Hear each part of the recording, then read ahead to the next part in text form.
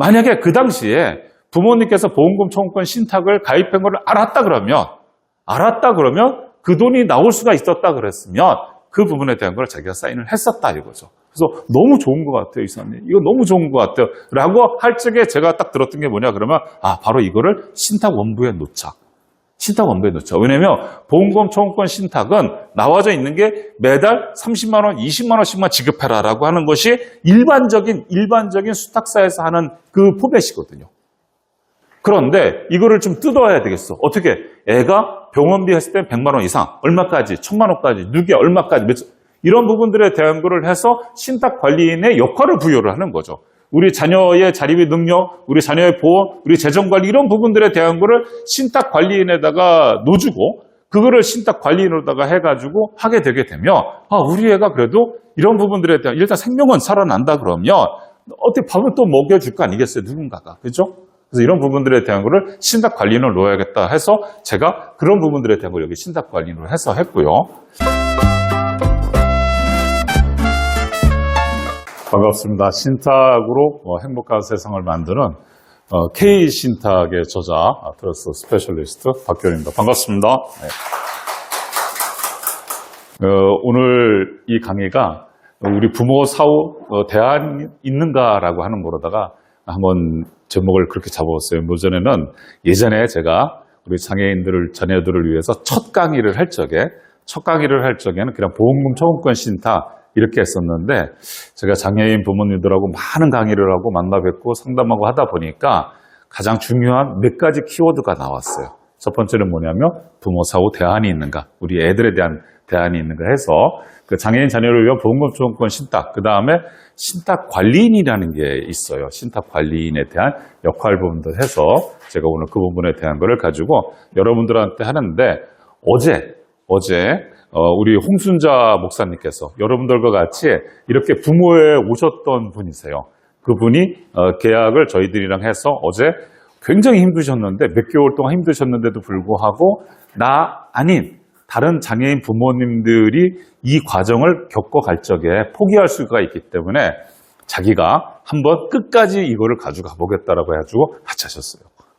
그래서 이 홍순자 목사님을 이제 사례로 해가지고 쭉 한번 진행을 해볼게요. 사후에 대안은 있는가라고 하는 부분들에 대한 거죠. 그래서 부모들의 가장 큰 고민이 뭐냐 그러면 내가 없어진 뒤 우리 아이가 지속 가능한 보편적 삶을 어떻게 살아갈 수 있을까라고 하는 것이 아마 장애를 둔 부모님들의 가장 큰 고민인 거로 알고 있습니다.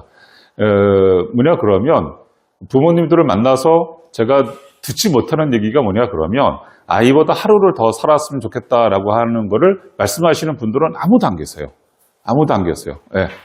대신 뭐냐 그러면 우리 사후에 애가 남아서 혼자서 어떻게 살아갈 수 있을 적에 남한테 정말 무시당하거나 남한테 갈취당하고 폭행당하지 않으면서 우리 애가 지속 가능한 보편적 삶을 좀 살아갈 수 있는 대안을 좀 마련해 주는 것이 우리 부모님들의 마음이신 것 같아요. 그래서 오늘의 목표는 뭐냐면 이 보험금 청구권 신탁이라고 하는 제도가 시행이 됐어요. 그래서 그런 좋은 부분들과 그 다음에 신탁 관리인까지 연결을 시켜서 이 부분들에 대한 것에 대해서 한번 말씀을 한번 좀 드려보도록 그렇게 하겠습니다.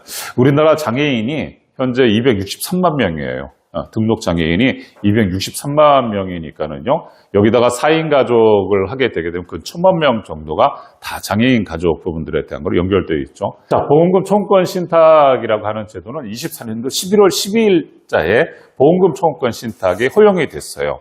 요거에 대해서 구두로다가 말씀드리게 되면 먼저 이 부분에 대한 말씀을 먼저 드려볼게요. 여러분들 신탁이 혹시 뭔지 아세요? 신탁이 혹시 뭔지 아시는 부분들에 대한 거. 그러면 보험금 청구권 신탁이 이해하기가 좀 편할 거예요. 자, 우리가 신탁이라고 한다 그러면은요, 우리 11세기에서 13세기에 유럽에서 뭐가 있었죠? 요즘에 이제 역사에 남을 거는 뭐냐면 21세기, 2020년대 미국하고 이란하고 전쟁 일으켰잖아요. 그렇죠. 그렇듯이 이렇게 타임머신을 타고 11세기에서 13세기 유럽으로 가면 무슨 전쟁이 있었죠? 그때 있었던 게 십자군 전쟁이라고 하는 거죠. 왜 십자군 전쟁이라고 하냐면 교황이 종교에 대한 거를 가지고서 이제 출정하라고 명령을 내리잖아요. 그렇죠? 명령을 내리는데 그럼 누가 출정을 해야 되는데 일하다가 농사꾼한테 야 출정해. 그러니까 예 출정해요. 그러니까 농사가 어떻게 되면 막 적어놓는 거를 이거 원래 여기서 눈에서 밭에서 나오게 되면 옥수수를 따가지고 시집가면 우리 딸한테 2가마니를 줘야 되고 우리 아들한테도 1가마니 뭐 배우자는 아프니까 배우자한테는 뭐 해서 준다.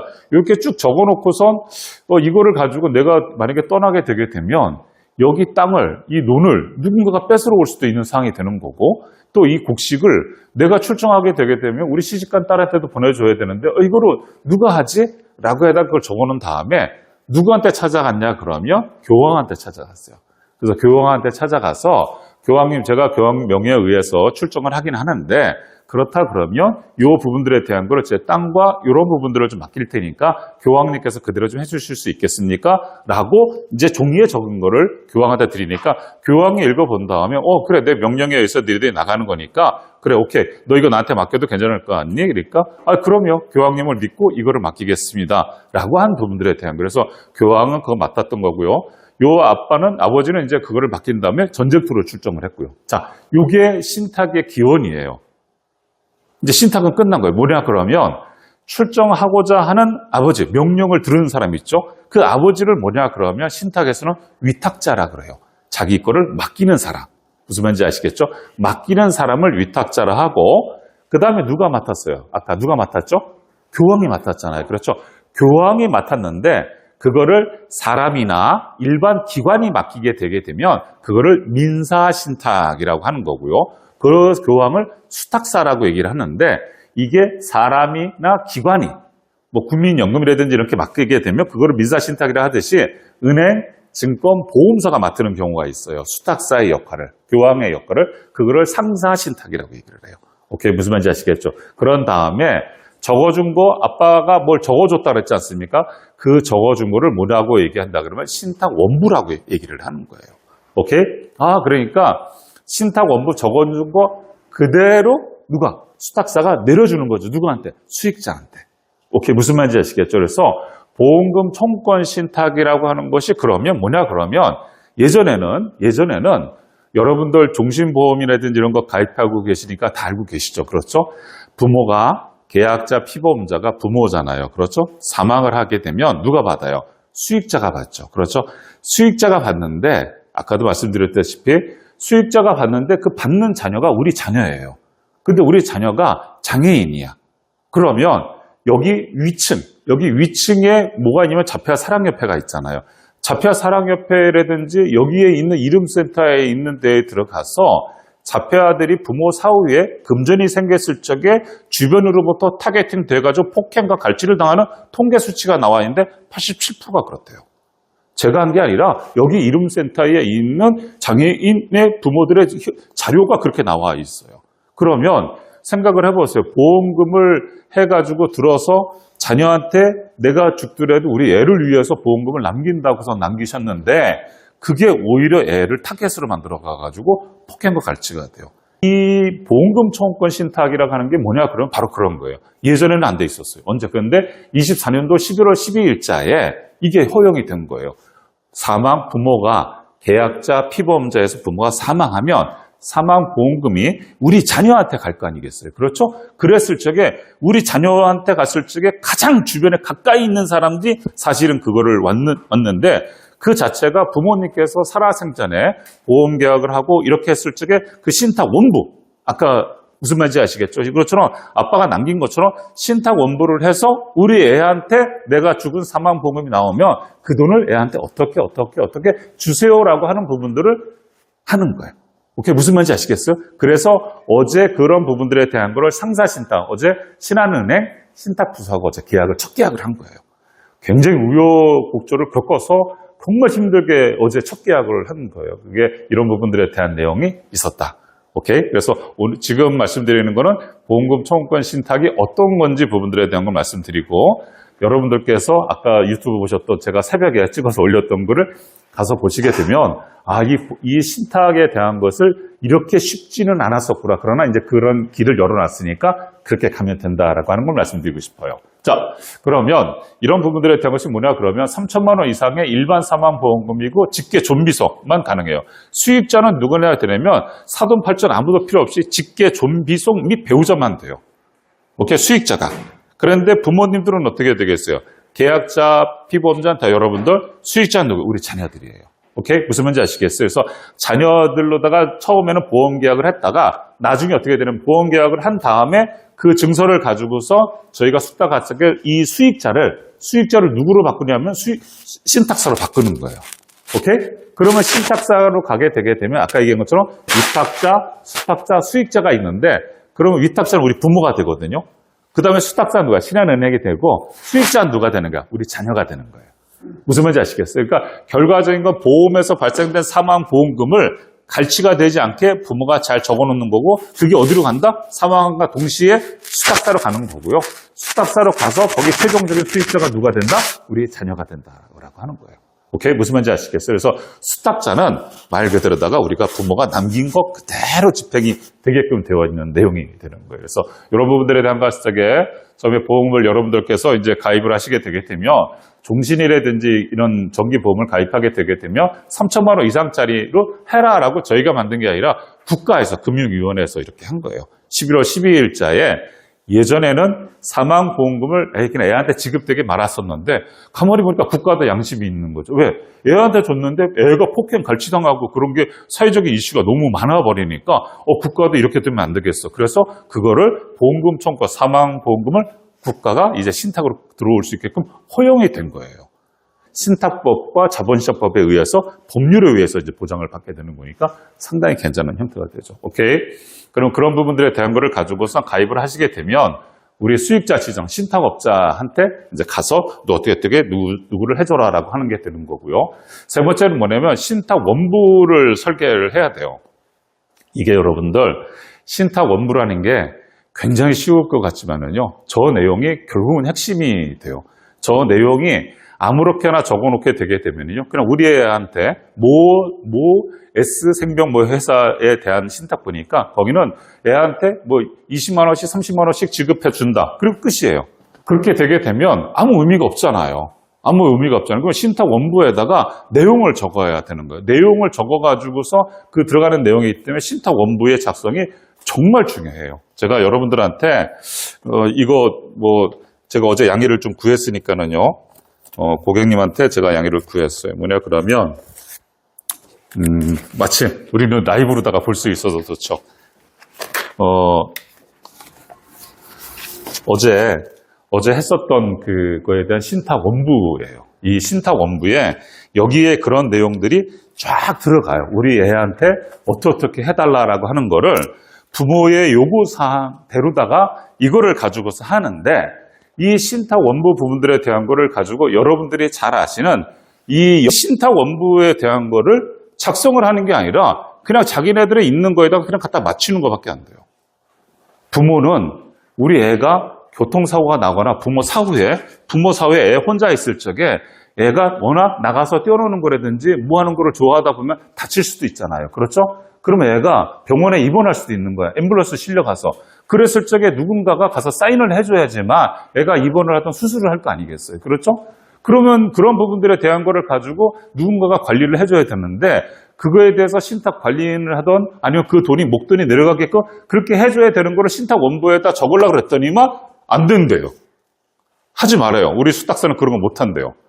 이게 말이나 안 되는 거죠. 그러면 이런 부분들에 대한 그래서 그게 너무 힘들었었어요. 그래서 그런 부분들에 대한 거 여러분들 말씀드리지만 요 신탁 원부 작성하는 게 정말 생명이에요.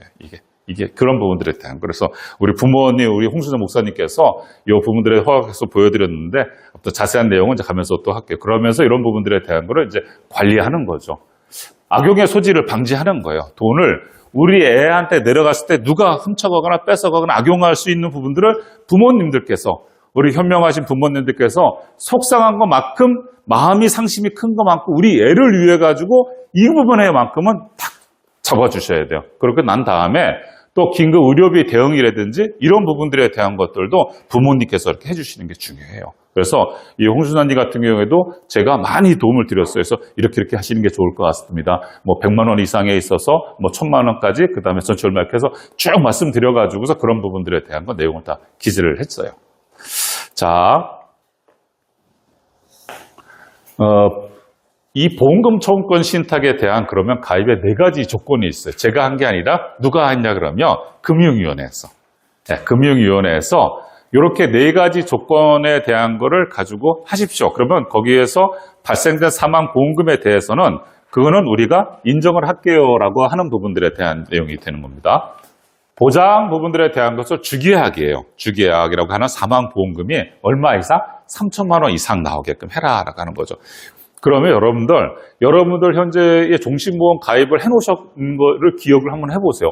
내가 사망보험금이 5천만 원 이상인가? 밑에 있는 재해라든지 뭐 이런 특약사항은 아니에요. 주계약만 되는 거예요. 그거를 일반 사망보험금이라고 하니까 그 부분들만 해당이 돼요. 오케이? 그 두 번째는 뭐냐 그러면 그 보험계에 대출이 있으면 안 돼요.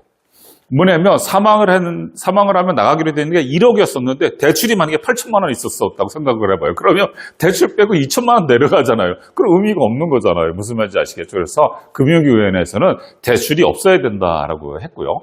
계약의 구조를 누구라고 했냐면 보험 계약을 여러분들 보험은 다 아시니까 우리 계약자, 피보험자, 수익자가 있잖아요. 그렇죠? 그렇게 돼 있듯이 보험 계약자, 피보험자, 그 다음에 누가 있는가? 부모가 그거를 가지고 수탁사에 가서 계약을 해야 할 적에 그 부모를 뭐라 그랬어요? 그럴 때는 위탁자가 되는 거예요. 오케이? 그러니까 보험의 계약자, 피보험자나 수탁사의 위탁자는 다 동일한 아빠가 되는 거예요. 오케이? 무슨 말인지 이해가 되셨죠? 그래서 이런 부분들에 대한 거. 수익자는 누가만 된다? 직계, 존비, 속 및 배우자만 되는 거예요. 다른 사람 안 돼요. 오케이? 무슨 말인지 아시겠죠? 이런 부분들에 대한 거예요. 제도만으로다가 이제 제도는 이해를 하셨죠. 보험금 청구권 신탁이 이제 어떤 건지는 이제 여러분들도 이해를 하셨을 것 같고, 보험금 청구권 신탁이 정말 별게 다 되는구나라고 하는 거죠.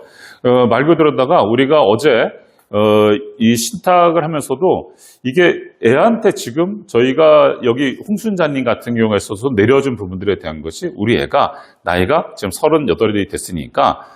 부모가, 남편 되시는 분은 또 청각장애인이시고 애는 자폐예요. 그러다 보니까 이 목사님 여성 되신 분이 너무나 이 어마어마한 스트레스를 받으시는 분이 있어요. 그런데 이분이 그렇기 때문에 자기는 더 이상 쓰러질 수가 없다라고 할 정도로다가 정말 간절하신 분이시죠. 근데 이런 부분들에 대한 건데 그분이 너무 좋다라고 하는 게 뭐냐 그러면 이게 제도만 있어서 이 보험금 청구권 신탁만 있어서 되는 게 아니라 결과적인 건 우리 혼자 남아있을 우리 애를 위해서 누군가가 옆에서 서브를 해줘야 될 거 아니겠어요? 무슨 말인지 이해가 되셨죠? 근데 이런 부분들에 대한 얘기를 좀 가지고 해보는데 뭐냐 그러면 우리 현실적인 문제예요. 사망보험금을 내려줘. 누구한테? 우리 애한테. 그거를 제도적으로 만들었어, 이제. 누가 가져가지 못하게끔, 보험금 청구권 신탁으로. 근데 실제로 보험 수탁사에서 내려주는데, 우리 애가 장애인인데, 결론은 장애인인데, 그러면 이거를 내려주게 되게 되면 목돈이 안 갈 뿐이지 푼돈으로 내려가면 여기도 계속해서 지속적으로다가 폭행과 갈취를 당할 수도 있는 거 아니겠냐 이거죠. 이해가 되시죠? 그러니까 굉장히 제가 이런 부분들 때문에도 이거 보험금 청구권 신탁 그전에도 제가 했었지만 제가 항상 가지고 있었던 문제점이 뭐냐면 이거를 해결해 주고 싶었거든요. 이거에 대한 거를. 그거를 가지고 하는 게 뭐냐 그러면 혼자 자녀가 병원비라든지 생활비 돌봄 스스로 청구 관리할 수 있을까? 이 문제거든요. 그러니까 이 부분들을 해결할 수 있는 부분들에 대한 것이 뭐냐 그러면 신탁 제도만으로다가는 좀 부족하다고 제가 판단한 거예요. 근데 그 판단은 틀리지 않은 것 같아요. 왜냐 그러면 실제 자녀가 혼자 의료비를 청구할 수 있어요? 여러분들 한번 생각해 보세요. 여러분들 자녀들이 장애인인데 여러분들이 안 계시는 상황에서 애가 나중에 3만 보험금을 10억, 20억, 100억을 내려주건 아니면 재산을 가지고서 부모님이 역대로다 부자여가지고 유산을 갖다 1000억을 내려준다 하더라도 애가 그거 가지고서 이런 부분들에 대한 걸 청구할 수 있어요? 아니잖아요. 그렇죠. 그러니까 결과적인 건 제도하고 신탁이라고 하는 제도하고 이 운영이라고 하는 사람 프로세스가 이게 함께 가는 것이 맞다라고 하는 게 제가 이제 이 부분들에 대한 거를 쭉 가지고 오면서 하다 보니까 이게 맞는 것 같아요. 그래서 그게 한 게 뭐냐 그러면 신탁 관리인이라고 하는 거를 저는 이제 두고자 해요. 그래서 신탁 관리인이라고 하는 부분들에 대한 건 뭐냐 그러면 우리가 했을 적에 이 병원비 같은 거 청구해야 될 거 아니겠어요. 그렇죠. 이런 거 있죠, 여러분들.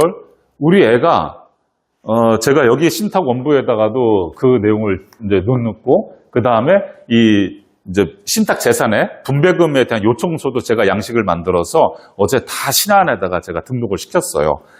그건 뭐냐 그러면 이런 거죠. 우리 애가 실제 홍순환 이분하고 계약을 하는데 우리 자녀의 그 성립 후견인 인지 복지사님께서 나오셨어요. 그래서 그분이 이제 옆에 앉아 계시다가 제가 이제 이렇게 다 보험 계약을 하고 나서 설명을 드리는데 이제 작가는 사이 이분께서 저한테 이 복지사분이 저한테 말씀을 하시는 게 뭐냐면 자기가 대학에서 사회복지학을 전공하고 그다음에 한 20년 동안 지금 현재 이 사회복지사 활동을 하는데 자기가 기독교고 자기가 모태종교 솔련에서 정말 오늘 이거를 하시는 거를 들으면서 왜 이게 조금만 더 일찍 나오지 않았을까라고 하는 거를 정말 가슴이 아팠다고 하면서 47살 되신 분이 막 울먹울먹 하시더라고요. 그래서 왜 그러세요? 라고 우선 제가 무슨 일 있으셨습니까? 라고 했더니만 이제 그분의 사례를 말씀해 주시더라고요. 뭐냐 그러면 35살 된 자녀를 자기가 이제 성령 후견인제로 해서 돌보고 있었는데 부모님께서 어디 갔다 오시다가 동시에 교통사고가 나서 동시에 돌아가셨다는 거예요. 그러니까 혼자 남아있는 자녀가 되는데 이 부모에 대한 의지가 굉장히 많잖아요. 우리 자녀들은. 그런데 이거 하다 보니까 애가 그거를 못 견디고 그러다 보니까 어린애도 아니고 나이가 있으니까 혼자 밤에 바깥에 나간 거예요. 그러다가 뺑소니 차에 치여가지고서 애가 병원에 갔는데 이 손목에 하고 이거 할 적에 이 거셨던 게 누구냐 그러면 부모님들 것도 있었고 했었는데 부모님이 다 돌아가셨잖아요. 거기에 하나 있었던 게 뭐냐면 우리 사회복지사 전화번호가 있어서 그게 전화복지사인데 이 신혼부부 얼마 결혼한 줄 알았대. 그거 이제 입고 난 다음에 전화를 받았더니 이제 그런 상황에서 병원에 갔는데 병원에 가가지고 막상 하면 뭐가 있겠어요. 애 막 응급실에서 막 피 흘리고 그랬을 때 가장 병원에서 잔인하게 하는 게 뭐예요? 우리 보호자들한테. 그렇죠. 사인하라고 이거 디밀잖아요. 예. 이 사인하라고 디밀잖아요. 이거 해가지고 담당 적어 대십니까? 이거 하십시오. 거기다가 결과적인 비용에 대한 재정 보증을 쓰게끔 하잖아요. 병원은 원래 그렇게 하잖아요. 근데 그러다 보니까 이 사회복지사가 사인을 못하고 망설였던 거야. 예. 망설였는데 애는 막 저거가 되고 있는데 막 망설이고 있다가 바깥에 나와가지고 정말 고민을 많이 했다는 거예요. 왜? 자기도 결과적인 가정을 가지고 있는데 얘 잘못되게 되면 이걸 어떻게 되나? 그러다가 이제 어떻게 잘 되겠지라고 하면서 이제 종교원으로서 들어가서 사인해서 애가 들어갔고 마치 다행히 이제 잘 돼가지고 나와서 이제 저거 됐었다 이거죠. 만약에 그 분이 저한테 하신 말씀이 뭐냐면 만약에 그 당시에 부모님께서 보험금 청구권 신탁을 가입한 걸 알았다 그러면 그 돈이 나올 수가 있었다 그랬으면 그 부분에 대한 걸 자기가 사인을 했었다 이거죠. 그래서 너무 좋은 것 같아요, 이사님. 이거 너무 좋은 것 같아요. 라고 할 적에 제가 딱 들었던 게 뭐냐 그러면 바로 이거를 신탁 원부에 놓자. 신탁 원부에 놓자. 왜냐면 보험금 청구권 신탁은 나와져 있는 게 매달 30만 원, 20만 원씩만 지급해라라고 하는 것이 일반적인 수탁사에서 하는 그 포맷이거든요. 그런데 이거를 좀 뜯어야 되겠어. 어떻게? 애가 병원비 했을 때 100만 원 이상, 얼마까지, 1000만 원까지, 누게 얼마까지, 이런 부분들에 대한 거를 해서 신탁 관리인의 역할을 부여를 하는 거죠. 우리 자녀의 자립의 능력, 우리 자녀의 보험, 우리 재정 관리 이런 부분들에 대한 거를 신탁 관리인에다가 놓주고 그거를 신탁 관리인으로다가 해가지고 하게 되게 되면 우리 애가 그래도 이런 부분들에 대한 일단 생명은 살아난다 그러면 어떻게 밥을 또 먹여줄 거 아니겠어요? 누군가가. 그렇죠? 그래서 이런 부분들에 대한 거를 신탁 관리인을 놓아야겠다 해서 제가 그런 부분들에 대한 걸 여기 신탁 관리인으로 해서 했고요. 그러다 보니까 이게 하나의 고리가 아니라 이게 연결된 고리로다가 좀 가져가야 되겠어요. 그래서 제가 정말 열심히 한 것도 있지만, 저 여기 자주 왔어요. 여기 자주 와서, 여기 3층에 자폐아 사랑협회도 있고요. 또 우리 회장님이 계신 저기 광화문 쪽에 있는 우리 김영주 회장님 변호사 사무실도 가가지고 제가 많은 설명 프레젠테이션도 하고 그래가지고 실제 우리 장애인들을 위해 가지고 제가 열심히 한다고 우리 자폐아 사랑협회 회장님 김영주 회장님께서 사실 언제냐면 3월 5일 날 저희하고 3월 5일 날 해가지고 제가 국가교육기관 기관장이었었다 그랬잖아요. 그렇죠. 그 사업자 등록증이 살아있어요. 그래서 우리 회장님께서 제가 있는 신안과 모두 아니고 그냥 박기원이라는 사람이 열심히 하니까 박기원이라는 사람하고 업무 협약을 맺어주겠다. 그래서 박기원 이사께서 저거 하시게 되게 되면 이런 부분들에 대한 거를 우리가 신탁관리인이 돼주겠다라고 했어요. 그래서 회장님한테 이 업무 협약식을 쓰는 날 그 자리에서 제가 말씀을 드렸어요. 회장님, 자폐아 사랑협회에서 신탁관리인이 역할을 잘하고 있거든요. 그래서 이런 부분들인데 모든 장애인이 들어갈 수 있게끔 좀 그거를 좀만 자폐아에서 모든 장애인으로만 좀 바꿔주십시오라고 해서 그렇게 했더니 회장님께서 뭐냐 그러면 여기를 자폐아 사랑협회에서 모든 장애인으로 바꿔주셨어요. 그래서 이런 부분들에 대한 건 너무 감사하고요. 그런 부분들에 대한 것을 가져갈 적에는 우리 박 이사가 저거 해가지고 보험에서 오신다 그러면 그 부분에 대한 거 우리가 하도록 그렇게 하겠습니다라고 했죠. 그러면 뭐가 달라지냐 그러면 이런 게 달라져요. 왜냐하면 당사자의 욕구를 방해하게 되는 거예요. 이 욕구라는 게 나쁜 것이 아니라 부모들의 생각이에요. 부모님들에 대한 막 해주고 싶잖아요. 그런 욕심이 나잖아요. 애들한테 뭘 해주고 싶잖아요. 그런 부분들에 대한 거를 이런 부분들 그 다음에 우리 장애인 자녀들도 결과적으로 애들이 장애일 뿐이지 의사라든지 이런 게 없는 건 아니에요. 다 있잖아요. 결정할 수 있고 우리 애들도 있잖아요. 그런 부분들에 대한 것을 다 어떻게 된다? 여기 신탁에다 녹여낼 수가 있다라고 하는 거예요. 그러면 정기적으로다가 애들 생활이라든지 의료 돌보면서 특히 의료 같은 거 부분들에 대한 거 지금은 제 1단계 의료 부분들 이제 시작을 해서 이런 부분들에 대한 거 또 신탁관리인에 대한 거를 가지고 저희가 다 만들어 놓고요. 또 협력대 또 구축해 가지고서 이제 되는 거죠. 그래서 이 업무 협약식 부분들에 대한 거를 지난 3월 5일 날 여기 한국자폐아 사랑협회하고 저희랑 해서 했기 때문에 이런 그래서 요 부분들에 대한 신탁관리인이 이제 있구나라고 하는 게 여러분들한테 굉장히 큰 게 됐어요. 왜냐면 예전에 이 신탁관리인이 없어가지고서 사실은 막 중구난방으로다가 흩어져 있었는데 이제는 하나가 딱 벌써 한국자폐인 사랑협회는 이 부분들에 대한 것이 벌써 한 10년 넘게 지금 현재 신탁관리인 하고 있고 또 약간 저거 되게 되면 애들도 막 이사도 시키고 뭐 이런 것들도 다 해요. 왜냐면 부모 사후에 애들이 특히 이제 여기 사는 것 중에서 뭐냐면 부모 돌아가셨는데 자녀가 남매인데 남녀가 다 장애인이에요. 그러다 보니까 나이가 40이 된 장애 남매를 한 집에서 살게 한다는 거는 그건 있을 수가 없어요. 특히 누구냐 의사표시를 명확하게 했었던 딸이 이제 동생이지만 이제 같은 장애 저거지만 이제 이렇게 해서 그거를 가지고서 여기에서 이제 각자 집을 얻어줘가지고 부모가 남겨준 거를 가지고 각자 집을 해서 이사까지 시켜줘가지고 생활을 이렇게 해줬거든요. 그러니까 이런 부분들에 대한 것은 여기 한국자폐아 사랑협회 신탁관리 정말 잘하는 형태가 있는 거죠. 그래서 저희가 그쪽이랑 해가지고서 업무 협약식을 맺었다라고 말씀드립니다. 아까 유튜브로다가 해가지고서 먼저 이렇게 쫙 됐고요. 기념비적인 거였기 때문에 어제 사실은 한국 나오면서 사진을 좀 찍자고 제가 그랬어요. 네, 사진을 좀 찍자고 해서 말씀드렸죠. 그래서 어제 해가지고 신한은행에서 이렇게 했고요. 우리 홍순자 목사님 계시고 어제 일을 다 진행해 주셨던 우리 부지점장님, 정말 프로페셔널해요. 정말 프로페셔널하고 그때 저 여기에 있고요. 또 본사에 있는 우리 프로님, 우리 김원아 프로라고 해가지고 이분은 이제 다 전화로다가 다 컨트롤 해가지고서 입력시키고 이거 신탁원부 입력시키면 이제 본사에서 승인 내리고 그거를 다시 출력하고 다시 올리고 내려가지고 쭉 진행을 시키는데 어제 처음이었지만은 나름대로 어제 걸린 시간이 2시간 15분 걸렸어요.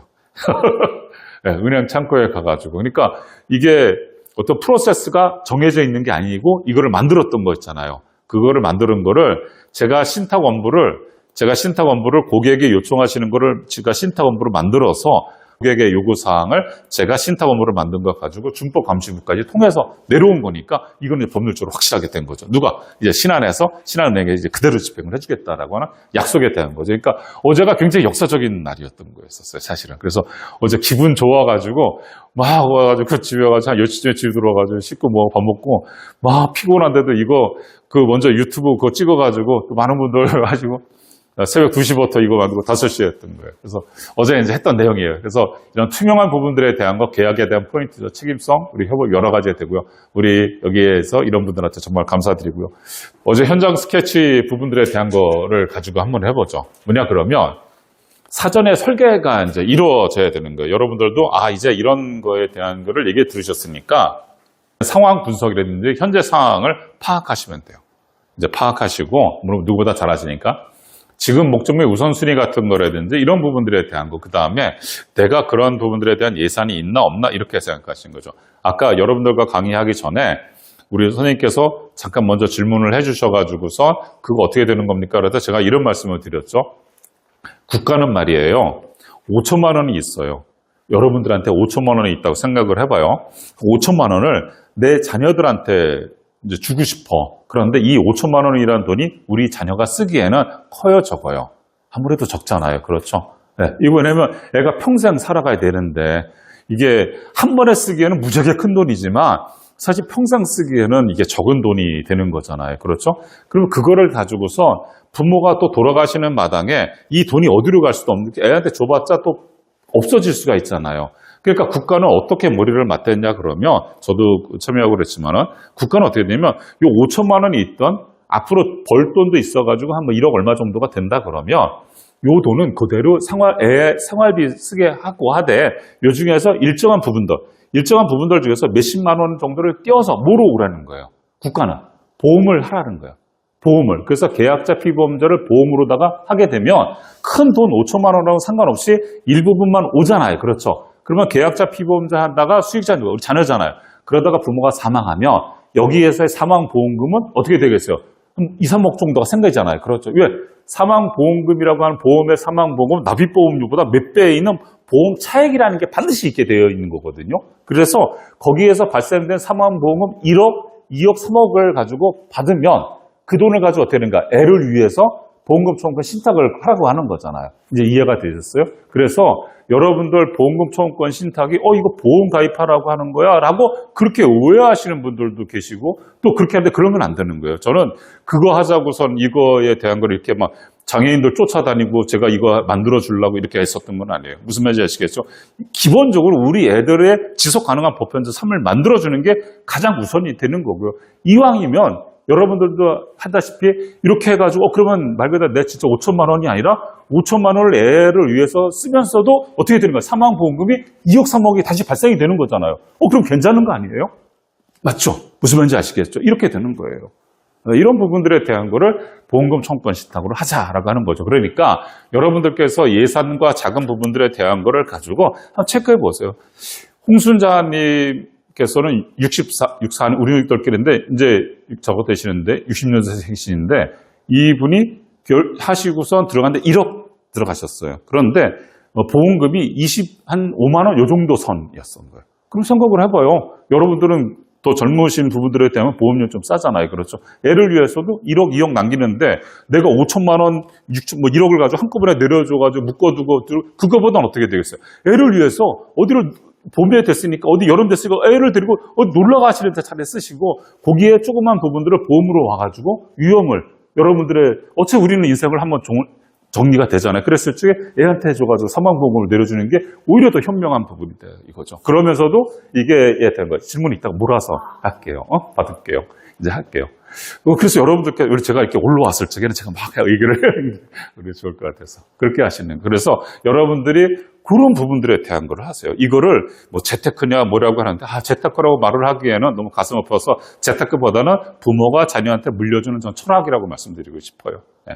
무슨 말인지 아시겠죠? 사랑은 감정이고요. 그죠? 상속은 기술이에요. 상속세 줄이는 거는 제가 잘하는데 그거는 기술이에요. 그런데 신탁은 철학이라고 하는 말을 제가 드리거든요. 그래서 여러분들한테 좀 드리고 싶은 말씀. 자, 신탁 원부라고 하는 부분들에 대한 거. 이게 여러분들 신탁 원부예요. 이게 여러분들 그냥 나온 것 같지만은요. 제가 만든 신탁 원부를 제가 만든 신탁 원부를 보내주니까 이거 이사님 이렇게 만드는 겁니까? 라고 해가지고서 이제 이렇게 시작한 건데 이 안에 여러분들께서 우리 애한테 어떻게 쪼개서 어떠한 용도로다가 우리 애에서 긴급할 적에 어떻게 했었으면 좋겠다고 하는 것이 어디에 명시가 되냐면 이 신탁 원부에 명시가 되는 거예요. 누구의 저기가 들어가면 여러분들의 의견이 들어가시는 거예요. 여러분들 생각을 해보세요. 종신보험 가입해놓고 뭐를 다 해놓고 내가 금고에다가 돈을 갖다 아무리 쌓아봐야 뭐예요. 특히 어느 번 비트코인을 얘기하시더라고요. 비트코인 지갑에다가 해가지고 비트코인 100개 들어가 있대. 그래가지고 거기가 들어가는 게 100억이 왔다 갔다 한다는 거야. 자기는 그만큼 재산가라는 거야. 그래서 제가 가만히 있었어요. 그랬더니 왜 가만히 있냐? 왜 자기 아를 그렇게 보냐 그러더라고요. 아니 비트코인 100억이 있어봤자 지갑에 있어봤자 뭐예요? 애가 장애인데 그러면 부모가 갑자기 돌아가시게 되게 되면 애가 비트코인에 대한 지갑부터 그 패스워드 알아요? 그렇죠. 아니, 그러면 애가 그거를 찾아 쓸 수 있도록 그거를 가지고 해야 되는데 세상 사람 다 못 믿겠대. 아, 세상 사람 못 믿으면 그 종교전쟁으로다가 출정하는 사람 해가지고 교황을 믿고 맡긴 거잖아. 믿듯이 맡길다. 그게 신탁 아니겠어요? 그게 맡기듯이 어차피 없어질 거를 누구한테 맡겨야 되는 건데 그러면 부모가 그런 욕심이 있고 그런 생각이 있다 그러면 신탁 원고를 작성하는데 오히려 저랑 같이 힘들게 머리를 맞대고 한 다음에 그것이 실제로 다 보호받을 수 있도록 제가 어떻게 각 수탁사 돌아다니면서 제가 협의를 할 수 있도록 저한테 응원을 메시지를 주셔야지 어떻게 또 뭐 보험가입하라고 툭 부르길래 확 갑자기 저도 기분 나빠가지고 제가 이런 얘기를 했어요. 만약에 갑자기 사망할 등에 그 비트코인, SUV 지갑하고 패스워드 누가 관리할 거냐고. 그러니까 나중에 한참 있다가 그러네 이러더라고요. 그런 거예요. 그래서 여러분들 이런 부분들에 대한 거 신탁 업무 작성하는 거 정말 중요한 부분들에 대한 거라서 이런 부분들에 대한 거 하고요. 나중에 제가 되고 나면 다 이런 부분들에 대한 것은 가지고 어떻게 되는 여러분들 사후에도 우리 신탁 관리인들한테 보고가 될 수 있도록 그렇게 하는 겁니다. 그래서 어제 현장이에요. 우리 이제 이런 거예요. 신탁 원부 저거 이렇게 딱 돼가지고 제가 켜줬어가지고 이렇게 유튜브에 올렸던 내용이 되는 거고요. 계약하고 나오면서 저희 기념비 적인 거니까 우리나라 첫 번째니까 사진 같이 찍죠라고 해서 찍었던 내용이 들어있던 겁니다. 자, 우리 부모님들께서 준비할 실천 단계 한번 보시죠. 뭐냐 그러면 여러분들은 여러 가지가 있겠지만 제가 말씀드리는 대로 한번 쫓아와 보세요. 뭐냐 그러면 맞을 거예요. 우리 애들한테 어떻게 될 것인가에 대해서 한번 파악을 해보세요. 그러면 우리 애가 보통 보게 되면 여기 한국자폐인 사랑협회라든지 우리 부모협회의 홈페이지에 가보게 되게 되면 우리 애들의 생활비가 일반인들보다 얼마가 들어가요? 월 생활비가. 그냥 생활비. 네, 아이 혼자로 했을 적에. 일반 애들보다 50 정도? 그러니까 그동안 많이 적어댔군요. 6년 전에 올라와 있는 자료를 보게 되면 18만 원 정도를 일반 애들보다 더 쓰는데요. 그 다음에 의료비는 일반 애들 병원 가는 것보다 우리 애들이 3.3배를 더 쓰는데요. 그러니까 결과적인 건 우리 애들이 많이 보호를 받고 많이 저거 해줄 수밖에 없는 형태가 되는 거죠. 그러니까 그런 가운데 속에서 여러분들이 예산이라는 게 있잖아요. 그렇죠? 그러니까 예산 부분들에 대한 것을 빡빡하게 있는 거를 막 모아가지고 금고에다 넣어놓고 우리 애를 줘야겠다 이런 강박관념을 갖지 마세요. 무슨 말인지 아시겠어요? 그러니까 거기에서 그러한 돈 중에서 모아놓으신 게 있다 그러면 그거를 애를 위해서 행복하게 해주세요.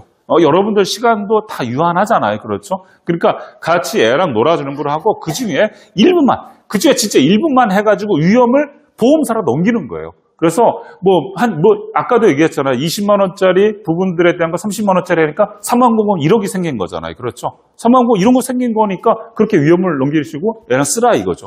그러니까 이런 부분들에 대한 거를 여러분들이 예산을 한번 체크를 해보세요. 오케이? 그 다음에 요거 할 적에 그러면 종신하고 그 다음에 수익자 지정하고 보험금액 검토가 다 끝나게 되는 부분들에 대한 걸 하게 되면 다 물론 다 제가 하지만 저와 같이 이 신탁업자, 수익자, 용도 이런 부분들에 대한 거를 가지고 뭐를 작성하는 거다? 신탁 원부를 작성을 하는 거예요. 오케이? 그래서 여러분들 신탁 원부 작성할 적에 남한테 이거를 그냥 할 수가 없잖아요. 그렇죠? 그래서 여러분들한테 제가 해드리는 서비스가 있어요. 뭐냐 그러면 강남 선릉역에 오면 저희 회사에 있는데 가장 좋은 2층에 WM센터의 가장 좋은 방에서 여러분들하고 저하고 둘이서 이제 이런 부분들에 대한 신탁 원부를 같이 설계를 하는 거예요. 네, 그래서 여러분들과 같이 신탁 원부 설계를 하고 그거에 대해서 제가 정리한 다음에 여러분들한테 다시 메일로 보내드리고 또 이렇게 해서 또 오고 그러면 이 내용이 적어되면 다 오케이가 되면 그때부터 제가 또 수탁사랑 다 내용을 협의를 해요. 협의를 해서 그것에 대해서 여러분들한테 다시 찾아가가지고 다시 설명을 드리고 여러분들이 수탁사를 지정해 주는 거예요. 여러분들이. 여기도 마찬가지로다가 우리 홍순다님도 제가 정한 게 아니라 홍순다님이 신한은행으로 하겠다라고 해서 정하신 거예요. 그리고 내일, 요거 듣고 다음 주 화요일 날 만나실 우리 고객님이 누구냐 그러면 경찰청 수사관이에요. 그래서 좀 전에 바깥에서 제가 여기 이름센터 왔다 그랬더니 막, 이사님 화이팅! 그리고, 이사님 괴롭히시는 사람 있으면 연락 주세요! 우리 수사관님이 계세요. 그래서 그분하고 7일날 뵙기로 했어요. 왜 그러냐면 그분은 하나은행으로 하시기로 했거든요. 그런데 하나은행이 조건을 바꿔버렸어요. 여러분들을 대신해서 그 역할 하는 것이 너무 많아요. 사실. 너무 많아요. 제가 근데 보험 계약 해가지고 수당 받은 거에 받은 거는 얼마 안 되는데 쓴 돈은 그거에 한 4배, 5배 정도 지금 쓴 것 같아요. 예. 그런데도 불구하고 누군가는 이거를 해야 되잖아요. 그렇죠. 예. 저도 이 더 나간 돈을 마일리지 쌌다고 생각을 해요. 저도 마일리지 쌌다고 생각을 해요. 어디선가 이제 그 마일리지를 쓰면 되겠죠. 그렇죠. 그러니까 뭐 좋다고 생각을 하니까 여러분들 저랑 같이 해서 이런 신탁 업무분을 작성하고요. 그걸 한 다음에 이제 가가지고 하시는 형태가 되는 겁니다. 준비 이제 시작을 해야 돼요. 그러면 요거 끝나면서 이제 자연스럽게 이제 Q&A 시간 들어갈 텐데 많이 저거 질문하세요. 뭐냐 그러면 여러분들 보험금 총권 신탁 부분들에 대한 걸 제가 해보니까 이거는 정말 수단이에요. 그러면 결과적인 뭐냐 그러면 우리 삶은 목표가 되는 거잖아요. 그러니까 우리 애들을 위해서 운영과 사람이 연결이 될 때 자녀가 어떻게 되는 거예요? 남아있는 자녀가 지속 가능한 보편적 삶을 살 수가 있는 거예요. 그러니까 부모가 할 수 있는 게 뭐냐 그러면 여러분들이 살아생전에 여러분들은 정상이시고 여러분들은 속끓이잖아요. 그러니까 여러분들이 살아생전에 보험금 총권 신탁 부분들에 대한 거를 세팅해내는 게 너무나 중요하다라고 하는 거예요. 그러니까 이거를 보험이야? 그거는 보험 파는 친구들이 하는 건데 저도 마찬가지로 하지만 저는 그거랑은 약간의 개념을 좀 넘어선 것 같아요. 제 생각을 해도.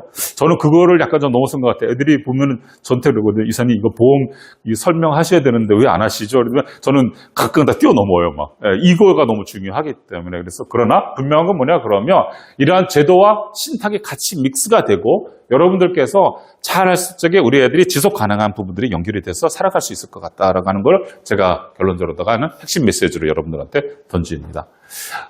본 자료 부분들 나눠드린 거 있지 않습니까? 제가 사실은 이 자료를 예전까지는 나눠드리지 않았었어요. 나눠드리지 않고 그냥 강의를 하고 겉표지만 적어 했었는데 오늘은 여러분들한테 강의 자료를 다 이렇게 나눠드렸어요. 그래서 여러분들께서 생각을 해보시고 고민하시고 생각하실 수 있도록 도움이 될 수 있도록 하는 게 낫다 이거죠. 누군가가 또 이 자료를 가지고 제 흉내를 내서 강의하고 또 뭐 하게 되더라도 그것도 또한 좋은 일이다 생각을 해서 기껏 자료 부분들을 오픈했으니까는요. 자, 이제 Q&A 시간 이제 됐습니다. 그래서 여러분들 여기 말씀드린 것 중에 제가 요거 하나 한번 보죠. 이게 실제 가능하게 되더라도 실제 수탁사마다 심사 기준이 달라요. 수탁사마다 다 다르기 때문에 여러분들 중에서 그래서 나 어디 제가 강의 나가서 제일 저 같은 게 뭐냐면 어느 제가 구에서 치매 부분들에 대한 Q&A 시간에 나와가지고 한 59세 된 여성분이 저한테 질문을 하는 거예요. 그래서 치매가 어디가 제일 잘합니까? 라고 하길래 제가 그냥 뭐 일반적인 거로 말씀하신다 그러면 안 되고 혹시 개인의 사정이라는 게 있습니까? 라고 제가 이렇게 물어봤어요. 그러니까 개인 사정은 알지 마시고요. 그러면 저보러 신탁 원고를 작성하지 말라는 뜻이에요. 그럼 그분한테 원하는 대로 안 드리잖아요. 그렇죠? 그래서 제가 그냥 흔히들 저거가 된다고 했을 때는 둘 은행이 제일 그중에 나은 것 같다라고 그런 얘기 했어요. 그랬더니 그 강의 마치고 쭈르륵 해가지고서 거기 가가지고 계약을 한 거야. 그런데 한 달 뒤에 연락이 왔어요. 다시 가서 문의해보니까 단순 아무것도 없다는 거야. 나 병원에 데려다 주는 것도 없이 이렇게 됐다라고 하는 거가 나온다는 거야. 아니 무슨 소리 하는 거냐 이거죠. 다시 말해서 뭐냐 그러면 그냥 본인이 가서 괜찮다라고 하니까 창구에서는 어떻게 되는가? 매월 얼마 지급해 주는 거로 끝내버린 거예요. 사실은 뭐예요? 그분은 치매를 가입한 거잖아. 그럼 치매하게 되게 되면 거기에다가 뭐가 들어가야 돼? 치매 요양기간에 들어가야 되고 내가 치매가 진단을 받게 되게 되면 병원비 그쪽 날아갈 수 있도록 그거를 신탁 원고에 작성을 했어야 될 거 아니겠어요? 그게 무슨 말인지 아시겠죠? 그래서 그런 부분들에 대한 거를 수탁사마다 다 다르고 또 신탁 원고마다 다르다라고 하는 거예요. 오케이. 자. 보험금 총권 신탁 일반적인 질문 나올 수 있는 거 먼저 말씀드리고 이제 질문 받도록 할게요. 보험금 총권 모든 보험에 적용되나요? 예. 모든 보험에 적용되는 것 같지만 손해보험사과 안 되고요. 제가 말하는 게 아니에요. 국가가 말한 거예요. 손해보험사과 안 되고 생명보험사과만 돼요. 생명보험사과에 여러분도 보험 가입했던 거 기억을 해보세요. 생명보험사과에만 되는데 특약은 안 되고 주계약만 돼요. 얼마 이상? 3천만 원 이상. 오케이? 무슨 말인지 아시겠죠? 그래서 여러분들이 주로 하시는 게 뭐냐 그러면 나 기존에 삼성이라든지 어디에다가 하나에다가 가입해 둔 게 있어. 그러면 그거 플러스 이사님한테 이거를 좀 지원을 받고 싶은데 어떻게 합니까? 그래서 요거를 가지고 하나라든지 이쪽에다 연락을 해보니까 그쪽에서는 이거를 잘 못하겠다라고 하니까 이제 제 강의를 듣고 또 저랑 하고 싶으니까 그러면 어때? 저희 회사에 신한에다가 새로운 거를 가입을 하시는 형태가 돼서 요거는 당연히 가져가면서 요것도 어떻게 된가? 물고 들어오는 거죠. 무슨 말인지 아시겠어요? 그래서 이런 부분들에 대한 것을 가지고 하는 거죠. 그러니까 여기서 서류를 끌고 와서 여기다가 집어넣는 부분들에 대한 거는 아직 해보진 않았지만 다른 회사 거를 또 끌고 와가지고 하는 거기 때문에 여기도 또 만만치 않은 작업이라고 알고는 있어요. 그래서 그러나 요거 부분들에 대한 것들도 가능하다. 오케이. 그 다음에 신탁 관리인을 누구로 선정해놔요? 라고 했을 적에 저희는 제가 하는 부분들에 대한 건 한국자폐아사랑협회, 여기 3층에 있는 자폐아사랑협회가 저희랑 해서 업무 협약을 맺었기 때문에 신탁관리인을 거기서 합니다. 그러니까 여러분들이 너무 든든하지 않아요? 그래도 우리나라에 공신력이 있는 유일하게 신탁관리인을 10년 넘게 하고 있는 한국자폐아사랑협회에서 저희랑 업무 협의가 됐고요. 여러분들이 계약을 하시고 나면 그 부분들에 대한 거를 가지고 신탁, 요거 제가 복사 떴지 않습니까? 그래서 요거 뜬 거를 가지고 어디다가 제출하냐면 고객 이름하고 신탁 원부랑 해가지고서 저희가 여기다 제출을 합니다. 오케이? 그러면 저희는 이제 신탁 관리 등록되고 실제 설명되면 이제 그대로 진행하는 거가 되어 있거든요. 업무 프로세스상. 그러니까 이런 부분들에 대한 거. 자, 그래서 저희는 그런 부분들에 대한 거를 가지고 있는 게 사실은 제가 오랜 시간을 걸려서 오지만 제가 만들어준 게 잘 만든 거라고 생각을 합니다. 오케이? 보험금이 일시에 소진되지 않도록 어떻게 관리하나 아까 말씀드린 것처럼 신탁원부의 분할 지급이라든지 이런 내용을 집어넣는 거예요. 오케이? 그래서 이런 부분들에 대한 거를 가지고 하고 모니터링을 누가 한다? 신탁관리인이 하는 거예요. 그다음에 긴급 의료 생활비 상황에서 신탁관리인에게 어떤 역할을 하나요? 의료비 지급하는 거예요. 병원 연락 이런 게 되는 거죠. 애가 이제 가잖아요. 그러면 애한테 아까 한 것처럼 뭐냐면 손목이 채워지든지 뭐가 채워질 거 아니겠어요? 연락처 부분들에 대한 거. 오케이, 무슨 말인지 아시겠죠? 그래서 하게 되게 되면 신탁 관리인으로서 이제 할 거고요. 이 부분들에 대한 거를 가지고서 이제 하게 되겠어. 연락이 오면 신탁 관리인 쪽에서 어떻게 되겠어요? 애가 어느 병원에 이제 입원에 돼 있는 거가 확인이 되잖아요. 그렇죠? 그러면 신탁 관리인에서 어떻게 되냐면 수탁사에다가 어제 같은 프로세스를 말씀드리게 되면 여기 자폐아사랑협회로 해가지고서 애 팔찌가 이제 되든지 신탁 관리인을 해서 연락이 오게 되면은 여기에서는 어떻게 되면 수탁사, 신한은행 신탁부서에다가 애 입원 수술비에 대한 청구서가 나오잖아요. 그렇죠? 그 나오게 되게 되면 그 부분에 대한 거를 여기에서 신청을 하는 거야. 수탁사에다. 그러면 수탁사에는 어떻게 되냐면 등록되어 있는 신탁 관리인이 신청을 한 거잖아요. 그래서 1,000만 원, 2,000만 원 부분들에 대한 거 어디로 온다? 그 병원으로 내려주는 거예요. 애한테 주는 게 아니라 병원으로다가 직접 내려주는 거예요. 오케이? 그렇게 해서 딱 마감을 져주는 형태가 되는 거예요. 오케이? 그래서 이런 부분들에 대한 거 가능하다. 신탁에 대한 계약을 변경하려면 어떻게 해야 되나요? 부모님이 살아계시는 동안에는 신탁에 대한 내용을 언제든지 바꿀 수가 있어요.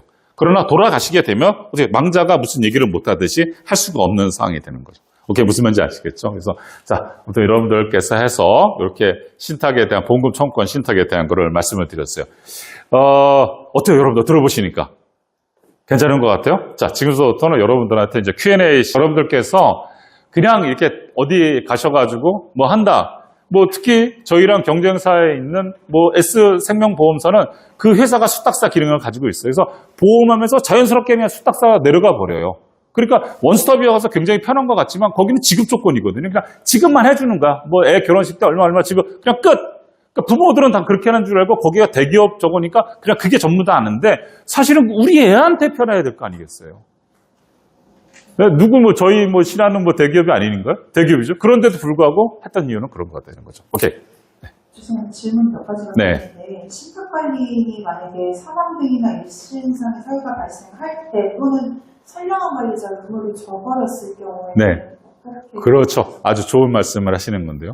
그렇기 때문에 신탁 관리인 부분들에 대한 것을 아까 얘기했던 신탁 관리인은 개인도 되고요. 협회도 되거든요. 오케이? 재단도 되고요. 그런데 여러분들 지금 제가 한 게 뭐냐 그러면 성년 후견인 제 부분들에 대한 건 사람이잖아요. 그렇죠. 그런데 저는 지금 한국사랑자폐협회에다 했잖아요. 기관에다 했잖아요. 오케이? 사람은 재단에다 하게 되면 재단 이사장이 사망하고 나면 나머지 이사들이 자기네들끼리 짬짬이로 해가지고 재단을 바꿔버려요, 성격을. 그러면 엉뚱한 데로 흘러가고요. 신탁 관리인이라고 하는 사실 개인은 자연인이 마음 달리 먹으면은요, 이게 문제가 되잖아요. 여러분들 성년 후견인 제도가 처음에 시작할 때 80%대 시작했다가 지금 10%대로 성년 후견인 제도 내려간 이유 아세요? 뭐냐 그러면 변호사 이거 가정법원에서 임명을 했어. 그런데 재판을 받으러 들어간 거야. 근데 애는 욕창이 나가지고 수술을 지금 받아야 되는데 자기가 관리인인데 어떻게 되는 거야? 말 그대로다가 성년 후견인 저건데 재판 자기는 변호사 업무가 더 중요하니까 전화 안 받았어요. 결과적인 애가 망가졌잖아요. 그러니까 그러다 보니까 이제 성년 후견인 그러다 보니까 가장 좋은 게 기관에서 하는 거죠. 그러니까 기관의 업무를 명확하게 주는 거예요. 여기에 대한 한국사랑자폐인협회의 신탁 관리인 부분들은 애한테의 이런 병원비 같은 거 지급해준다. 무슨 말인지 아시겠죠? 내용을 명확하게 명시를 하게 되면 그거 그대로 지급하게 되어 있거든요. 그리고 나중에 사망 시 애가 만약에 1억 원을 받았는데 쓰다가 만약에 얼마라도 만약에 못 쓰고 죽는 돈이 있잖아요. 그렇죠? 그러면 이 돈이 어디로 갔으면 좋겠어요, 여러분들? 그래도 우리 애를 위해서 좀 지급해줬던 신탁 관리인한테 가던 누구한테 좀 가야 되잖아요. 그렇죠? 그런데 그런 거잖아요. 그런데 어떻게 되겠어요? 이거를 가지고 누구한테 신탁 관리인 자기를 돌봐줬던데 잔액이 있으면 기부가 될 수 있도록 그래서 종료가 돼서 거기에 애 이름이라도 남겨주게끔 해야 되지 않겠어요? 그게 여기에 들어가 있어요. 그러니까 이런 부분들에 된 거. 그러니까 그래서 일부러 협회를 했다. 투명하게 하기 위해서. 네. 자, 또 다른 분들. 네. 네, 말씀하시죠. 저기 마이크. 보험금에 대해서 이제 수익자인 자녀한테 가는 구조였습니다. 네. 근데 이제 아무래도 사망하게 되면은 그 보험금 말고 이제 그 재산이 이제 상속이 아이가 한 명 있다고 하면 상속되지 않습니까? 네, 그렇죠. 그 재산이 신탁 관리인 쪽으로 갈 수가 있는 건지. 왜냐면 좀 자녀자가 있을 거니까. 네. 사망했을 때. 그렇죠. 이제 계약자, 피보험자, 보험에서 수익자가 자녀인 거고요. 이제 이 보험 말고 다른 재산도 말씀하시는 거잖아요. 사망했을 때 재산이 아무래도 있을 그렇죠. 예, 그렇죠. 그러니까 바로 그런 거예요. 이 보험금 청구권 신탁은 요거에 한정해서 하는 거잖아요. 그렇죠. 그런데 부모님들이랑 상담하다 보면 다른 재산까지도 이제 말씀을 하시거든요. 그러면 우리가 요 보험금 청구권 신탁이라고 하는 요만한 바구니에 우리 애를 담았잖아요. 거기에 신탁 관리인도 들어가 있잖아요. 그거 얼마 안 되니까. 예, 그거 얼마 안 되니까. 그렇죠. 그런데 요거를 바구니를 큰 거로 하는 거예요. 큰 거에 그 중에다가 담는 거예요. 보험금 청구권 신탁도 담으면서 뭐 집도 갖고 들어오고 상가도 갖고 들어오고 뭐 현금도 갖고 들어오는 거를 크게 바구니를 크게 담는 거를 가능한 거예요. 그게 유언 대용 신탁이라고 하는 거예요. 예, 신탁법 제59조 유언 대용 신탁으로다가 사이즈를 크게 넘겨서 그렇게 할 수가 있는 거죠. 무슨 말인지 아시겠죠? 그래서 그러한 부분들로다가 내용을 쭉 집어넣는 건데 그러려면 신탁 원부를 정말 작성을 잘해야 돼요. 무슨 말인지 아시겠죠? 그래서 요거를 가지고선 창구에 가게 되게 되면 여러분들 생각해보세요. 사람 무시해서가 아니라 여러분들 창구에 있는 직원들이 막 손님 빨리빨리 쳐내기 바쁜 마당에 여러분들 이거 하게 되면 이거 상담해줘요? 못 해줘요. 해달라고 하는 여러분들이 사실 거죠. 그 직원들 죽이는 것밖에 안 되는 거. 왜 하루에 쳐내야 될 손님이 있는데 고객이 있는데 무슨 말인지 아시겠죠? 그래서 그런 부분들을 했을 적에는 유언 대용 신탁으로 해서 진짜 그랬을 적에는 저와 같은 사람들이 능력을 더 발휘하게 되죠. 네, 이제 그랬을 때에는 이거를 쫙 유연하게 이제 해야 되는 형태가 되는 거죠. 걱정하지 마시죠. 그런 부분들에 대한 거가 다 준비는 다 되어 있습니다. 그래서 법은 신탁법, 운영하는 거는 자본시장법으로다가 해서 다 법률적 구조로다 묶여져 있는 사적 형태의 법률이 이게 신탁이 되는 겁니다. 이렇게. 자, 네. 마이크 연결. 저는 아직 아이가 너무 어려서 이런 공부는 거의 못 해봤는데 네. 근데 제가 전에 듣기로 선배 엄마한테 전에 듣기로 지금 현재 우리나라에서 그 아이들이 이제 컸을 때 성인이 됐을 때 기초생활수급자로 일부러 좀 만들어줘야 받을 수 있는 혜택이 더 크다. 그래야 우리가 사후에 아이들이 지속적으로 예를 들어 아이들이 주거할 환경과 그다음에 그 생활비가 나온다고 하더라고요. 그럼 근데 저희 같은 경우는 외동 아이고 그리고 사실 친척도 많이 없고 그렇지만 물려줄 수 있는 재산은 있고 부부가 맞벌이기 때문에 근데 그런 것들을 많이 줄 수 있지만 어떻게 해서든 만약에 기초생활수급자를 만들어야 된다고 들었거든요. 근데 그랬을 경우에 이렇게 나중에 아이가 매달 받을 수 있는 생활비가 혹시 소득으로 잡히는지 네. 그러면 기초생활수급자에서 이게 벗어나게 되는 건지 그게 궁금해요. 아주 중요한 질문을 하셨고요. 중요한 질문을 하셨고, 우리 자폐아사랑협회 김영직 회장님께서도 첫날 할 적에도 저한테 이제 그걸 질문을 하셔가지고 제가 답변 드렸고, 김영직 회장님께서, 야, 이게 중심으로 다 활용하는 방법이 괜찮구나라고 하는 거죠. 다시 해서 돌아가 봐요. 상속증여세법 58조의 2가 뭐냐 그러면, 우리 자녀들한테, 장애인 자녀들한테 재산을 줬을 적에 그게 과세가 되느냐 안 되느냐라고 하는 법률적인 거 하나만 좀 얘기를 좀 드려볼게요. 부모가 자녀한테, 우리 장애인 자녀한테 줬을 적에 살아서 주게 되니까 증여가 되는 거잖아요. 그렇죠? 증여를 가지고 5억을 주게 되면 증여세를 납부를 해야 되잖아요. 우리 애가. 근데 우리 애가 무슨 돈이 있어요. 그런데 그 돈을 어디다가 집어넣게 되게 되면 거기에는 과세를 하지 않겠대. 그 상속증여세법에 보게 되면 뭐냐면 그 돈을 5억 원을 어디다가 애 이름으로다가 해가지고 상사신탁으로 들어오면. 상사신탁이 어디예요? 아까 은행, 증권, 보험사잖아요. 그렇죠? 거기다가 집어넣게 되게 되면 그 5억 원에 대해 가지고는 비과세 증여로다가 보겠다는 거 하는 거예요. 5억까지. 네, 5억까지. 네, 5억까지. 그죠. 왜냐면 일반 자녀들한테 주게 되게 되면 미성년자는 얼마야? 2천만 원이거든요. 2천만 원이고. 성인이 돼야지만 5천만 원인데 이게 미성년자 따지자건 장애인이면 5억이니까 사실 굉장히 크게 나름대로. 아니요. 평생 5억 부분들에 대한 내용이죠. 예, 다시 뭐 들어서 다시 5억은 안 되고 5억으로다가 규정이 되어 있는 거죠. 그러니까 사실 그것만 하더라도 큰 거죠. 오케이? 자, 그러면 요게 5억이 갔을 적에 그럼 애가 재산이 생긴 거잖아요. 그렇죠? 애가 생긴 거잖아요. 그러니까 민법에서 말하는 것처럼 말과 상속세법에서 말하는 것처럼 주니까 애가 재산이 5억이 생겼어. 그럼 5억이 생겼으면 기초수급자인가요? 아닐까요? 아니잖아요. 탈락이 되잖아요. 무슨 말인지 알겠어요? 그러다 보니까 부모가 애한테 주려고 하더라도 재산이 있으시니까 요즘 맞벌이 하시는 분들 정말 많잖아요. 그래서 다 해가지고 애한테 주려고 하고 할아버지 할머니들이 요즘에는 다 능력이 있으시니까 주려고 하는데 세대를 생략하던 아니면 어떻게 되는 간에 주려고 하는데 주면 애가 기초생활수급자에서 떨어지는 형태가 되다 보니까 함부로 못 주는 형태가 되는 거예요. 거기에 문제도 또 뭐가 있냐 그러면 그런데 나중에 결과적으로 애가 떨어질 수밖에 없어요. 왜 그러냐 그러면 요즘에 부모들은 예전에 부모랑 약간 좀 차이가 나는 게 뭐냐 그러면 요즘에 젊은 30, 40대의 우리 젊으신 부모님들은 예전에 있어서 지금 현재 70대, 80대 되시는 부모님 세대랑은 전혀 다른 구조예요. 옛날에는 농경사회로 해가지고서 농사 짓고 거기에서 막 이렇게 하다 보니까 아들 우선주의가 되고 아들 우선주의가 되다 보니까 맨 마지막에 마지한테만 논 주고 막 그랬잖아요. 밭 주고 그러다 보니까 못 받은 애들이 생기니까 그 막내가 애는 잔뜩 낳는데 막내 못 받으니까 막내가 찡찡거리니까 애를 위해서 마지막에 보장해 준 게 뭐야? 그게 유리분 제도라고 하는 거잖아요. 그러니까 1977년도 12월 31일자 법이 만들어진 거잖아요. 그렇죠? 그런데 지금으로 와보세요. 지금으로 와보면 형제가 많아요? 몇 명 안 되잖아. 그리고 지금 30, 40대 부분들에 대한 부부들은 어떻게 돼요? 다 나름대로 경제적 활동을 하니까 수입원 둘이 합치면 굉장히 크잖아요. 그죠? 그러면 애가 기초생활수급자 부분들에 대한 평가 기준으로 가보자 이거죠. 평가 기준할 때 애만 재산 있냐를 보고선 기초생활로 보나요? 아니면 부모도 보나요? 부모도 같이 봐요.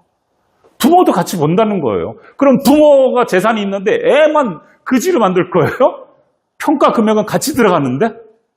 그러니까 기초생활수급자들을 그거를 가지고 얘기하는 건 누구냐면 예전에 부모 세대 때는 그렇게 얘기를 했죠. 예전에. 왜? 내가 논에 나가서 내가 밭에 나가서 내가 시장 나가가지고 버는 돈이 얼마 안 되니까 국가를 해서 10만 원, 20만 원이라도 바닥에 하려고서 그거를 했었는데 지금은 다른 거예요. 아니 부모 수입이 잡혀져 있는데 부모 수입이 요즘에 뭐 여성분들 이래 대한 수입들부터 몇 천만 원씩 가고 몇억씩 가잖아요. 세상이 바뀌었는데 그러면 다 애는 기준에 따지면 다 되죠. 한 가정에 지금 180만 원, 두 맞벌이 하게 되게 되면 280만 원, 그중 한 300만 원만 되게 되면 떨어지는데 아니 그중 혼자 벌어도 400, 500만 원 버는 말 이게 능력 좋으신 30, 40대 MZ세대들이 얼마나 많은데 무슨 말인지 아시겠죠? 그러다 보니까 이 보험금 청구권 신탁이 좋은 게 뭐냐 그러면 이거는 부모가 살아서 납부를 하는 것 뿐이잖아요. 그리고 남기는 거잖아요. 그런데 부모도 요즘 뭐 부모가 이 보험 가입했다가 갑자기 사망해가지고 사망보험금 애한테 뚝 내려가가지고 애를 기초생활수급자로 없애는 건가요?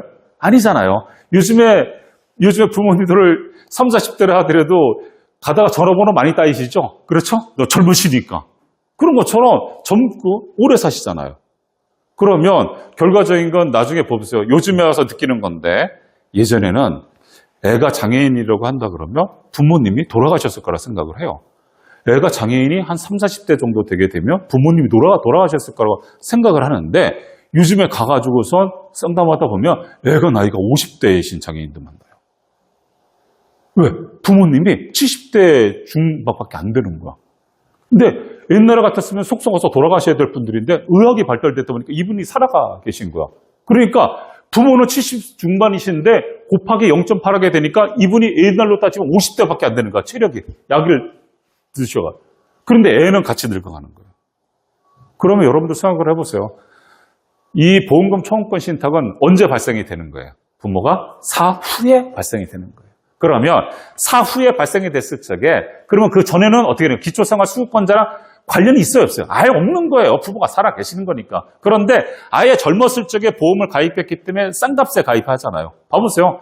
만약에 20대에 1억 원을 가입하게 되면 한 달에 20만 원 납부할 거를 1억 원을 가지고 30대가 납부하면 올라보험료가 30만 원 되는 거예요. 1억 원을 40대 40만 원, 50만 원 되는 똑같은 1억 원이라고 하는 사망보험금에도 불구하고 일찍 가입한 부분들은 적게 납부를 하는 거거든요.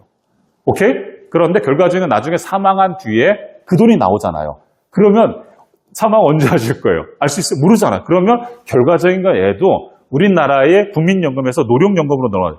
기초생활수급권자가 계속 가는 게 아니라 64세가 되게 되면 이게 어디요? 노령연금으로 넘어가잖아요. 결국 넘어가는 거거든요. 장애 부분들은 없어지게 되고 이게 넘어가는 거거든요. 그랬을 적에 애한테 자산을 물려주는 건 좋은 거다 이거죠. 그러면 만약에 최악의 경우에 부모가 아까처럼 동시에 막 갑자기 사고가 나거나 이래서 저희가 언제 죽을지 모르고 그런데 이 아이는 의료 발달을 인해서 너무 오래 살아서 우리가 냈던 금액보다 우리가 남겨준 금액보다 아이가 너무 오래 살아서 그 이상의 그러니까 돈의 리밋은 언제까지인가요? 우리가 만약에 1억을 예치했으면 1억까지만 받는 건가요? 그렇죠. 네. 그렇죠. 아이가 막 70세, 80세가 됐을 때 그 돈이 소진되면 이제 그건 끝나는 거예요. 그렇죠. 보통은. 네, 그렇죠. 그러니까 뭐냐 그러면 신탁 원부 여기도 나오고 아까 제가도 이렇게 막 강의할 적에 뭐 313개월, 330개월 막 이렇게 얘기 나왔지 않습니까? 그거를 여러분들 1억 나누기 30만 원 하게 되면 330개월 이렇게 나오거든요. 그게 소진이 되게 되면 결과적인 거 그게 이제 종료가 되는 거거든요. 오케이? 그러니까 아까 선생님이 말씀하신 게 굉장히 괜찮은 거예요. 뭐냐 그러면 이거죠. 연장시키는 방법도 있죠. 뭐냐 그러면 1억이 아니라 10억으로 하면 그게 330개월로 늘어나잖아요. 무슨 말인지 아시겠죠? 늘어나는 거잖아요. 그런데 그렇게 하는 것보다도 어떻게 되어 있어요? 유언 대용 신탁 아까 크게 하게 되면 그렇게 해서 또 묶는 방법도 있고요. 그러니까 여러분들이 기초생활수급권자에 대해서 너무 멘벌될 필요는 없다. 오케이? 어차피 우리는 오래 살 거에 될 거고 애도 마찬가지. 그리고 만약에 우리가 교통사고가 나서 단명을 한다 했을 때 애한테 물려주는 게 낫지. 그 기초생활수급권 해가지고 20만 원씩 50만 원씩 받아가지고 1년에 600만 원이에요. 그렇죠? 1년에 600만 원, 50만 원씩 받아도 1년에 600만 원이 되는 거고요. 10년 받아봤자 6천원 원이에요. 20년에 1억 2천이 이거 되거든요. 차라리 우리 애한테 1억 2천이 아니라 사망보험금을 2억 3억 남겨주면서 국가에서 주는 거가 아니라 내가 원하는 대로다가 자녀를 위해서 신탁 원부를 만들어서 넘겨주는 것이 더 가장 현명한 부모님이시다 이거죠. 그러면서도 건강관리 잘 하셔가지고 애랑 같이 오래 사시는 게 가장 좋은 방법이다라고 말씀드릴 수 있죠. 자, 어떻게 여러분들 하나 더, 예. 그 신탁관리님 저거는 이거를 제가 보호 가입을 하는 그 조건으로 할 수 있는 건가요? 아니면? 맞아요. 이거는 여러분들께 조건이라기보다도 저희가 업무 협약을 맺을 적에 이 이제 증권 번호하고 나오지 않습니까? 그리고 그거에 딸려 있는 자녀에 대한 걸 저희가 이제 여기 신탁 관리인에다가 넘겨주게 돼 있다 보니까 이제 그렇게 하기로 했어요. 네. 그리고 이제 저희도 여러분들 할 적에 이제 그냥 저가 할 수는 없으니까 저희도 나름대로 이제 기부도 하고 그러면서 애 자녀 신탁 업무가 같이 이제 들어가서 애에 대해서 해주기로 다 그렇게 돼 있는 거죠. 보호관이 없는 상황에서는 신탁관리 그걸 신청할 수는 없나요? 그거는 사랑자폐협회에서 연애 10명 뽑아요. 10명을 뽑더라고요. 10명을 뽑는데 10분 만에 딱 마감이 돼요. 그러니까 거의 되기가 힘들어요. 예. 그런데 다행히 저희 쪽에서 이제 하시게 되면 그거랑 무관하게 이제 그런 혜택을 받을 수가 있는 형태가 되는 거죠. 예. 어제 제가 좀 한 거에 대해서 잠을 못 잤지만 잠깐 보상받은 것 같아요. 어제 사실은 역사적으로다가 처음 있는 거를 신탁을 계약을 하고 나서 하니까 장애인들, 우리 자녀들을 위해서 좀 한 것 같아요. 어른이 좀 된 것 같아. 이제서야. 자, 아무튼 여러분들과 같이 오늘 이렇게 인사드리겠습니다. 너무 반갑고요. 아무튼 오늘의 이렇게 소중한 저기가 여러분들 가정, 그 다음에 여러분들 자녀들한테도 행복한 세상이 될 수 있도록 저 또한 열심히 노력할 테니까요. 여러분들 건강하게 잘 지내시고 다음에 또 인사드리길 바라겠습니다. 고맙습니다.